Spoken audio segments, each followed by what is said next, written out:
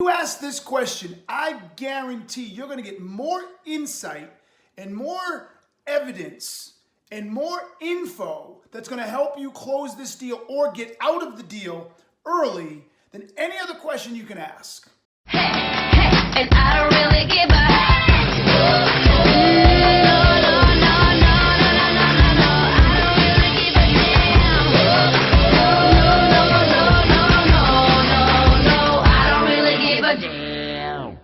Hey, what's going on, peeps? I got a little lesson for you today that I think you're going to appreciate because not enough of you do it. Here's the deal. I talk about it in my book.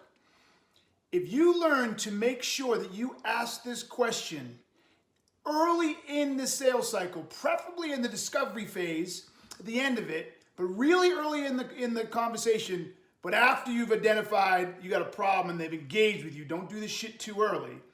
But if you ask this question, I guarantee you're going to get more insight and more evidence and more info that's going to help you close this deal or get out of the deal early than any other question you can ask.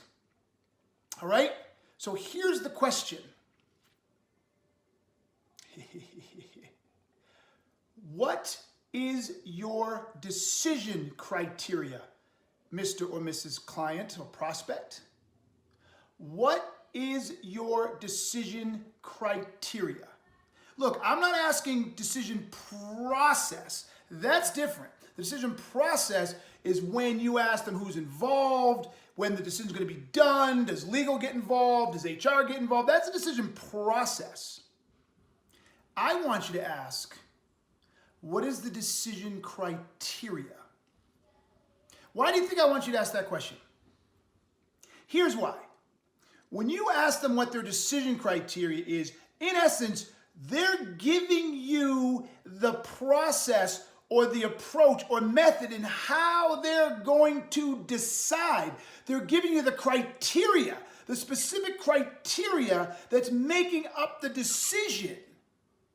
And so that's basically what they're telling you is what you should be influencing, or they're giving you a roadmap to how they're going to decide. But here's the other part of it too that's super powerful. 9 out of 10 times, most organizations don't have good decision criteria. They hadn't really thought it out. So when they start listing it, it's usually price, timing, past experiences, right? You get that. Okay, those are great, but those don't help them solve the problem. Think about that for a second, right? Think about that. Their decision criteria rest upon the assumption that the 2, 3, 4, 5, 6 companies that they're evaluating and making a decision against can all do the job. And that's a horrible assumption. The assumption is, look, they all can do the job, so we're going to decide on how quickly they can do the job. If they've done the job well in the past, we're going to ask past customers or whatever, and can they get it done quickly? That is about the majority of most people's decision criteria. I ask this question to people all the time, and usually it sits around those. Price, for some reason, always sits at the top, which blows my mind. So when you ask them about the decision criteria around actually solving the problem they're trying to solve, they usually don't have good criteria. Think about that for a second. They don't have good criteria. So this is where you get to win. So if you ask them what the decision criteria is, and let's say part of the decision criteria is inconsistent with solving the problem, is inconsistent with making sure they reach their end goal, right? Their desired future state, is inconsistent with addressing some of the future state issues they have, you can challenge them on the front and you can say, listen, I appreciate that criteria, but let me offer a couple of other things. Literally, you're selling on the front what you would normally sell on the back. So really pay attention here. When they give you decision criteria, if you're attuned enough and smart enough about the problems that you're solving for their customer, that your product or service can solve for your customer or prospect, and they give you decision criteria, they don't address critical elements, you can say, hey, I appreciate those existing criteria, but can I suggest a few things? You said that currently you're struggling with A, B, and C. You said that you're trying to achieve X, Y, and Z. You can't get there if you don't have these three things for sure.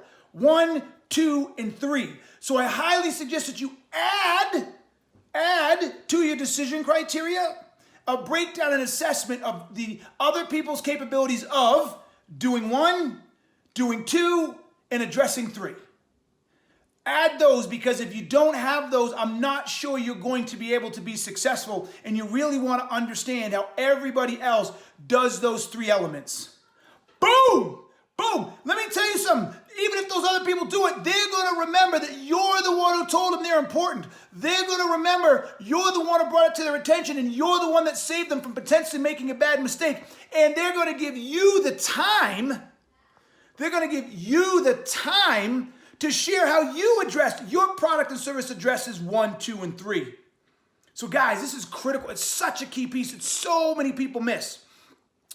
As soon as you can, ask people what their decision criteria are. How are they going to decide who to go with, and what criteria are they going to use? And make sure that that criteria is actually good for evaluating the solution that will solve the problem. Make sure that criteria attaches to solving the problems they're dealing with, and will ensure they get to the desired future state and desired outcome they want. And if it doesn't, if they don't have those criteria, give them to them. Tell them what they should be evaluating. Give them a roadmap on how to evaluate it, and explain why it's so critical that they evaluate those criteria in the decision process so they don't screw up. I'm telling you, that is worth gold. So folks, ask that question. Don't leave that out. Learn to understand the decision criteria. It will create a roadmap to your selling strategy the rest of the way. It will allow you to avoid all kinds of objections. It will put you in the driver's seat. It will endear you to your customer, and it'll increase the chances that you close the deal. All right, folks, I hope this was valuable. I hope you got something out of this. And you know what I'm going to say. Put some stuff down there. Let's talk about this. Let's get some good comments and discussion. And until next time, peace. I'm out.